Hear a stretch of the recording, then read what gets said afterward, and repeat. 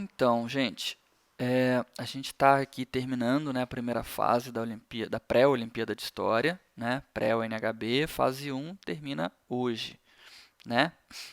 Ah, É o seguinte, a pré-Olimpíada de História, ela é muito parecida com a Olimpíada de História, né, a Olimpíada oficial. O que muda, basicamente, além da forma de inscrição, né? Na Olimpíada de História Oficial, vocês tiveram que se inscrever em equipe e tal. Essa pré-Olimpíada de História não precisa ser em equipe, pode ser individual, pode ser em equipe, enfim, tem duas modalidades de equipe diferentes, né? Enfim. E outra coisa que muda é que a Olimpíada de História Oficial, ela tem mais questões do que isso daqui.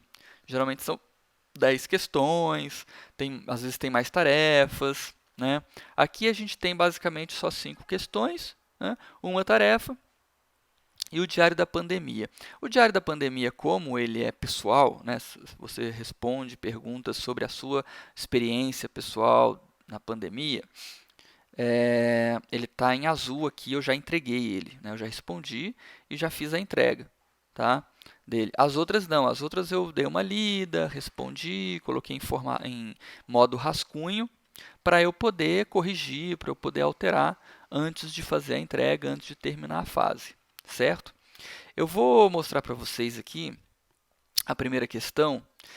Quem já conhece a Olimpíada de História, já fez, já participou no passado, vai ter menos dificuldade aí de entender como é que funciona. Mas quem não participou vai ter um pouquinho mais de dificuldade, por isso que eu fiz esse tutorial aqui para poder explicar. Então vamos pegar como exemplo a questão 1. A questão 1, ela tem aqui um textinho, um enunciado e tem uma gravura, né? Tem um documento que acompanha ela, que é essa gravura. Tem um conteúdo adicional aqui, né? Para vocês pesquisarem, se for necessário, e as 4 alternativas, né? Lembrando que como é que funciona as alternativas da Olimpíada de História? Ela funciona da seguinte maneira: só uma das alternativas está errada, mas a gente não tem que marcar ela. O nosso objetivo não é marcar a errada, é só uma que está errada. Mas as outras três que sobram, né, elas estão certas, só que tem uma que vale mais pontos, que vale 5 pontos, tem uma que vale 4 pontos e tem uma que vale um ponto só. O que a gente tem que fazer é acertar, é escolher, é descobrir qual alternativa vale 5 pontos. Se você marcar a que vale 4 pontos, você vai pontuar menos. Se você marcar que vale 1 ponto, você vai pontuar menos ainda, né? Você não vai errar, você não vai ficar com zero, mas você vai pontuar pouco. Então, o nosso objetivo em cada questão é sempre pontuar ao máximo, tá? Como exemplo, vamos analisar aqui essa questão 1. Olha só o enunciado da questão 1. Diz assim: em 1826 foi publicada na Inglaterra uma série de gravuras que retratavam cenas da vida da corte portuguesa em Portugal e no Brasil. Uh, Bom, a gente tem algumas pistas aí já. O ano 1826, tá? Início do século XIX, né? Primeira metade aí do século XIX. A vida da corte portuguesa. O que é uma corte, né? Quando a gente fala em corte portuguesa, a gente está falando da família real, do rei, da rainha, dos príncipes, né? Que são os filhos dos reis. Mas a gente está falando também de todo um grupo de pessoas que vive ali junto com os reis, né? São pessoas ou que são da própria família, né? São parentes, né? Sobrinhos, primos, tios, enfim. Mas também são pessoas que ajudam ali, né, que atuam na administração do reino, né? São conselheiros dos reis, são pessoas da nobreza que são mais próximas, né, dos reis e ajudam aí na administração, no aconselhamento, nas decisões do reino, tá? E a gente está falando da corte portuguesa, né? E a corte portuguesa, ela, nesse período aí, né, no início do século XIX, ela saiu de Portugal, a família real mudou, saiu de Portugal e veio morar no Rio de Janeiro. Tá? Passou um bom tempo morando no Rio de Janeiro. Não sei se todo mundo já estudou isso, mas em algum momento vocês vão estudar isso, por que aconteceu isso, por que a corte portuguesa saiu de Portugal, saiu de Lisboa, que é a capital de Portugal, para vir morar no Rio de Janeiro. Né? Mas isso aconteceu no início do século XIX. Então, o Rio de Janeiro virou sede do Reino de Portugal e do Brasil. Continuando o enunciado aí, essas imagens acompanhavam o relato de um viajante inglês. A gente não sabe o nome dele, a gente só tem as iniciais do nome dele, APDG, sobre o qual nada se sabe até os dias de hoje. A gravura abaixo foi extraída do livro de sua autoria, né? O nome do livro é esse, Esboços da Vida Portuguesa. E a imagem que a gente tem que analisar para essa questão, né? O documento que a gente tem que analisar para essa questão é essa gravura, né? Que se chama Dia da Corte no Rio.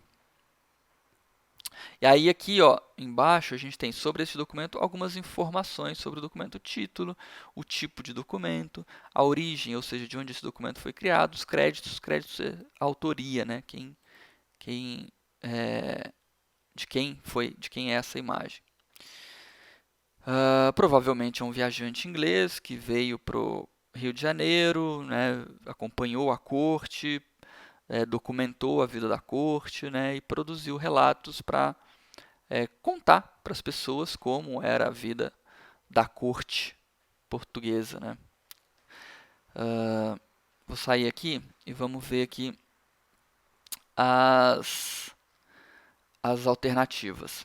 Então a gente tem aí a alternativa A, B, C e D. São sempre 4 alternativas naquele esquema, né? Uma vale mais, 5 pontos, outra vale 4 pontos, outra vale 1 ponto e outra vale 0, outra está errada. Sempre apenas uma está errada.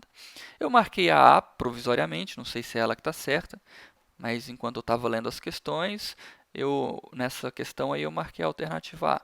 E a alternativa A fala assim: retrata uma cerimônia fundamental na manutenção da relação do monarca, ou seja, do rei, com seus súditos, ou seja, com a população do reino, pondo-os em contato direto, ou seja, pondo o monarca em contato direto com os súditos, possibilitando favores e reforçando o caráter paternal do rei. Paternal aí vem de pai, tá? Essa alternativa faz muito sentido, mas vamos ler as outras para a gente poder ir esmiuçando aí a questão inteira. Trata-se, letra B, né? Trata-se de uma representação da recepção de boas-vindas à família real, transferida para o Rio de Janeiro em 1808, na qual membros da sociedade demonstravam sua fidelidade para com o rei. De fato, a família real veio para o Rio de Janeiro em 1808. Essa data está certa, a data da viagem da família real para o Rio de Janeiro é essa.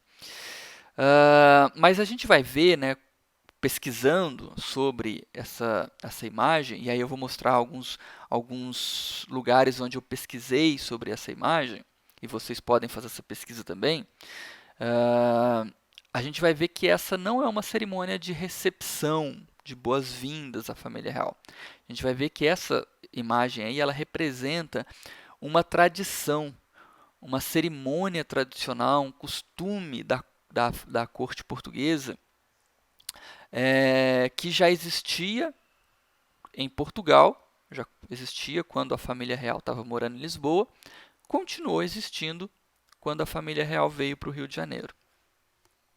Então, provavelmente essa letra B aí é que está errada, tá? Mas a gente vai melhorar e vamos analisar aí outras alternativas. Letra C. Observa-se a figura do rei com a rainha à sua esquerda e uma fila de militares, fidalgos e religiosos aguardando. Grande quantidade de pessoas espera na sala anterior. Palavrinha difícil aí, acho que é a palavra fidalgo, né? Fidalgo é basicamente um nobre português. Um nobre português geralmente recebia essa denominação de fidalgo, que significa mais ou menos assim, filho de algo, filho de alguém, filho de uma pessoa importante, né? A palavra fidalgo significa isso. Ou seja, os nobres portugueses eram chamados de fidalgos. Então vamos ver, vamos voltar na imagem aí e ver se é isso mesmo. De fato, ó, família real, né? Provavelmente o rei, provavelmente a rainha, a gente consegue ver isso por causa do trono, com as coroinhas, né? A gente vê aqui outros membros da corte, né? E a gente vê sim uma fila de pessoas, né? Esses assim com uniforme azulzinho, provavelmente são militares mesmo, né? Tem um chapéu aqui, um cap, estão geralmente armados, né? Provavelmente são militares. Esses assim com a batina são provavelmente religiosos. Tem alguns aí que parecem ser nobres, essa figura aqui, por exemplo. Enfim, uma fila, né? E aqui, de fato, na sala anterior aqui, ó, parece que tem um monte de gente esperando, né, para pegar essa fila aqui. E o primeiro da fila está aqui ajoelhadinho, beijando a mão do rei, né? Então, são informações importantes aí para a gente. Então, essa alternativa C está certa, né? Só que pensem no seguinte, essa alternativa C está descrevendo a imagem. Ela não está explicando muito bem a imagem, né? Ela está descrevendo. Ela está simplesmente dizendo o que você está vendo na imagem, né? Tá certo? Tá. Mas é só uma descrição, é só falando, ó, você está vendo isso, você está vendo aquilo, você está vendo aquilo outro. Não está explicando a imagem. Então, embora essa alternativa aí esteja correta, ela provavelmente não deve valer muito, tá? Porque a gente tem que pensar que a Olimpíada de História quer que a gente tente achar uma explicação histórica para a coisa, tá? Então ela vai te dar um documento e vai pedir para a gente tentar explicar esse documento historicamente, né? Uma simples descrição ou um simples detalhe, né, da imagem pode até estar certo, mas não explica. Vamos para a letra D. Letra D diz assim: faz referência ao beijamão, prática usual na corte de Dom João VI, em que pessoas de distintas categorias sociais se dirigiam ao palácio para demonstrar sua fidelidade ao rei. Essa daí também está interessante, essa alternativa, e ela dá mais dicas para a gente, né? Ela fala aqui sobre um Dom João VI, né? Eu vou mostrar aqui para vocês, ó, aqui em cima eu abri uma página da Wikipédia que tem o verbete Dom João VI de Portugal. Aqui tem um retratinho dele, né, uma pintura com a imagem dele, né? E de fato, ó, o reinado dele, ele foi rei do Reino Unido de Portugal, Brasil e Algarves, e o reinado dele foi de 1816 a 1822. Né? Ele continuou sendo rei de Portugal até 1826, tá? Porque em 1822, o que aconteceu em 1822? O Brasil se tornou independente e ele passou o trono, né, do Brasil para o filho dele, né, o Dom Pedro I, que foi o primeiro imperador, o primeiro rei do Brasil. Né? Até então, o Brasil era unido a Portugal e o último rei, o rei de Portugal, Brasil e Algarves foi o Dom João VI. De fato, essa figura aqui lembra um pouquinho a imagem dessa figura que está sentadinha aqui no trono. Quem quiser saber mais sobre o Dom João VI, tem esse verbete aqui, esse verbete da Wikipédia tá legal, tem informações boas. Nem sempre os verbetes da Wikipédia são muito bons, mas esse daqui está bem ok. Então ele fala aqui também, na alternativa dele, fala outra coisa, ele dá outra dica. Ele fala, faz referência ao beijamão, prática usual na corte de Dom João VI. Olha só, tem outro verbete aqui da Wikipédia que fala desse beijamão. Tem até essa imagem, ó. Registro da cerimônia do beijamão na corte carioca de Dom João, um costume típico da monarquia portuguesa, né? Então, ó, já tem algumas dicas importantes aí. E aqui ele fala o seguinte: o beijamão é uma tradição de reverência a personalidades eminentes, ou seja, de prestar respeito a alguém importante, praticada em várias culturas desde tempos remotos. Aí aqui também fala, ó, o beijamão era uma cerimônia pública em que o monarca se colocava em contato direto com o vassalo, ou seja, aquela pessoa, né, aquele súdito, aquela pessoa que devia alguma reverência, algum respeito ao monarca, ao rei, o qual, depois da devida reverência, ou seja, depois de prestar esse respeito, podia aproveitar a ocasião para solicitar alguma mercê, ou seja, para solicitar algum favor, né, para pedir alguma coisa para o rei. A cerimônia tinha grande significado simbólico, lembrando o papel paternal e protetor do rei, ou seja, a figura do rei como um pai da nação, um pai das pessoas, né, que viviam sob aquele reino, e um papel protetor também, ele como uma figura que protegia a população e protegia o país. Invocava o respeito pela monarquia e a submissão dos súditos. Era grande o fascínio que exercia sobre o povo. No tempo de Dom João VI, havia um protocolo preciso a ser seguido. A pessoa se aproximava, ajoelhava diante do rei e beijava-lhe a mão estendida. Então, levantava-se, fazia outra genuflexão e se retirava pelo lado direito. Aqui nesse outro site, ó, o site da Câmara dos Deputados, tem uma seção aqui especial para crianças, né? E aí tem uma explicação aqui mais interessante. Tem aqui, né, uma imagem aqui moderna, né, uma ilustração fazendo referência ao beijamão. E Dom João VI, você sabe o que era o beijamão? Aí ele vai explicar aqui. Por aqui, na época do Império, por aqui no Brasil, né, na época do Império, existiam algumas ocasiões em que nobres e plebeus dividiam o mesmo espaço, como no caso de missas, procissões e do beijamão. Isso mesmo. Antigamente, em algumas cortes, era comum um ritual em que as pessoas, tivessem elas títulos de nobreza ou não, participavam de cerimônias em que se beijava a mão direita dos reis, em sinal de reverência, em sinal de respeito. Portugal foi o último país a abolir essa prática, e mesmo em desuso, Dom João VI resolveu introduzi-la aqui, em terras tropicais. Aí explica aqui como é que era o ritual. Acontecia assim. Todas as noites, por volta das 20 horas, toda a corte se reunia para prestigiar aquela solenidade. Ao som da banda musical da corte, as portas do salão cerimonial se abriam e os súditos se inclinavam em respeito ao trono. Após ajoelhar-se, o súdito beijava a mão de Dom João VI e também a de outros membros da família real. O evento era muito esperado por todos, pois era uma ótima oportunidade de colocar a melhor roupa, ficar cara a cara com o rei e ainda fazer um pedido ou uma reclamação ao monarca. Também era muito bom para conhecer os demais integrantes da corte real. Então, olha só, a gente falou que a letra C, ela descreve bem a cena, ela está certa, ela não está errada, mas ela provavelmente vale menos, porque ela fala, né, só faz uma descrição, fala o que a gente já está vendo, ela não explica muita coisa.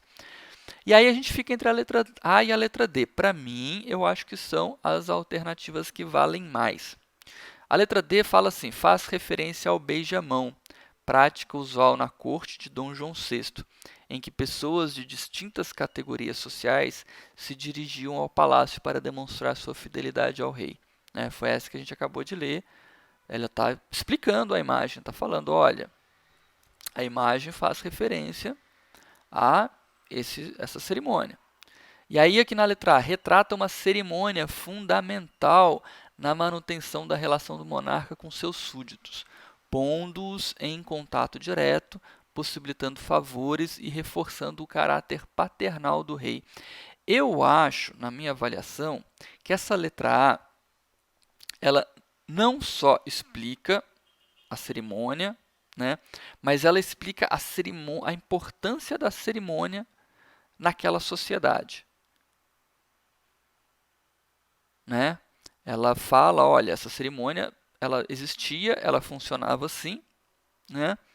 Ela tinha, ela tinha distintas categorias sociais que se dirigiam a palácio para isso, mas ela fala ainda de como essa cerimônia era importante para aquela sociedade.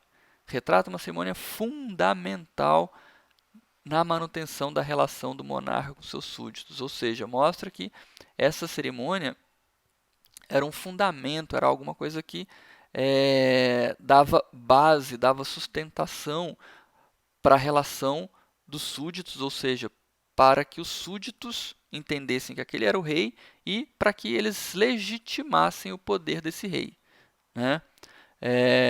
E possibilitando-lhe favores, reforçando o caráter paternal do rei. Eu acho que a letra A estaria mais completa, né? Além dela explicar ao que a imagem faz referência, ela também explica a importância dessa cerimônia naquela sociedade. Tá bom? Então, por isso que eu marquei aqui a A, mas eu estou em dúvida também, pode ser a D, né? Eu posso estar enganado aqui. E a Olimpíada é assim, né? Ela vai sempre colocar essa dúvida na gente. A gente vai ter sempre que tentar pensar, fazer uma pesquisa para tentar entender o que a Olimpíada quer da gente em cada questão. Beleza? Então é isso, gente. Até mais.